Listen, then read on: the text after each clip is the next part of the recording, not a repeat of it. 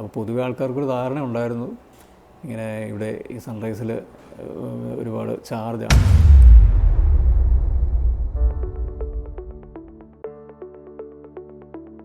കഴിഞ്ഞ ദിവസം രാവിലെ വൈഫിന് ബെഡിൽ നിന്ന് എഴുന്നേക്കാൻ പറ്റുന്നില്ല. അപ്പോൾ തലേദിവസം ഈ പുറകുവശത്ത് ചെറിയ വേദന ഉണ്ടായിരുന്നു. അതിന് പെയിൻ ബാം പുരട്ടി പിന്നെ ചൂട് പിടിച്ചു. പക്ഷേ എന്നിട്ടൊന്നും കുറയുന്നില്ല.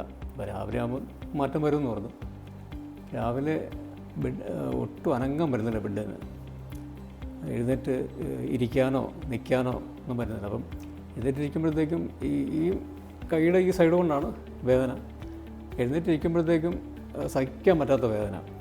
പിന്നെ കിടന്നു കഴിയുമ്പം മാറ്റമുണ്ട്, പുറകെ കിട്ടും. അങ്ങനെ പിന്നെ ഒരു തരത്തിലും എഴുന്നേക്കാനും നിൽക്കാനും ഒന്നും ഇരിക്കാനൊന്നും പറ്റാത്തതുകൊണ്ട് കോട്ടയത്തൊരു പ്രൈവറ്റ് ഹോസ്പിറ്റലിൽ പോയി.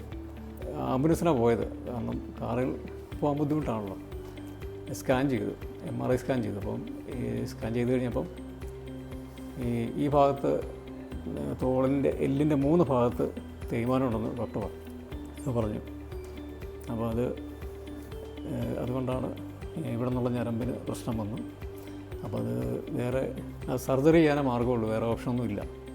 അപ്പോൾ അങ്ങനെ ബില്ലിംഗ് സെക്ഷനിൽ പോയപ്പോഴത്തേക്കും വലിയൊരു എമൗണ്ടാണ് പറഞ്ഞത്.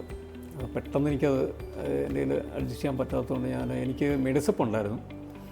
അപ്പോൾ അവിടെ ആ ഹോസ്പിറ്റലിൽ മെഡിസിപ്പ് അവൈലബിൾ അല്ല. പിന്നെ ഞാൻ മെഡിസിപ്പുള്ള ഹോസ്പിറ്റൽ നോക്കിയപ്പോഴത്തേക്കും ഈരാറ്റുപേട്ട സൺറൈസിൽ മെഡിസിപ്പ് അവൈലബിൾ ആണെന്ന് പറഞ്ഞു. അപ്പോൾ പിന്നെ എൻ്റെ സംശയം എന്ന് പറഞ്ഞാൽ ഇത്രയും കോംപ്ലിക്കേറ്റഡ് ആയിട്ടുള്ള കേസായതുകൊണ്ട് ഇനി ഇവിടെ ചെയ്യുമോ എന്നൊരു ഡൗട്ടുണ്ടായിരുന്നു. അപ്പോൾ അനിയൻ വന്ന് നേരിട്ട് ഹോസ്പിറ്റലിൽ വന്ന് ന്യൂറോ സർജൻ ഡോക്ടർ ഗണേഷ് സാറുമായിട്ട് സംസാരിച്ചു.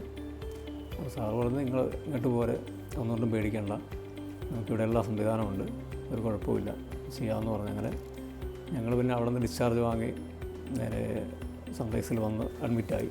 ഞങ്ങൾ വൈകുന്നേരം അവിടെ വന്ന് പിന്നെ പിറ്റേ ദിവസം രാവിലെ ഇതിൻ്റെ ബാക്കി സർജറിക്കുള്ള ടെസ്റ്റും കാര്യങ്ങളെല്ലാം നടത്തി സർജറി ചെയ്തു. അപ്പം അങ്ങനെ സർജറി കഴിഞ്ഞ് പിന്നെ ICUലാക്കി. ICUയിൽ നിന്ന് പിന്നെ പിറ്റേ ദിവസം രാവിലെ റൂമിലേക്ക് മാറ്റി. അപ്പോൾ ICUയിൽ നിന്ന് തന്നെ നടത്തിച്ച് നോക്കിയായിരുന്നു. അപ്പോൾ യാതൊരു പ്രശ്നവുമില്ല. പഴയ വേദനയും കാര്യങ്ങളൊക്കെ മാറി. സർജറി കഴിഞ്ഞതോടുകൂടി പിന്നെ യാതൊരു പ്രശ്നമില്ല.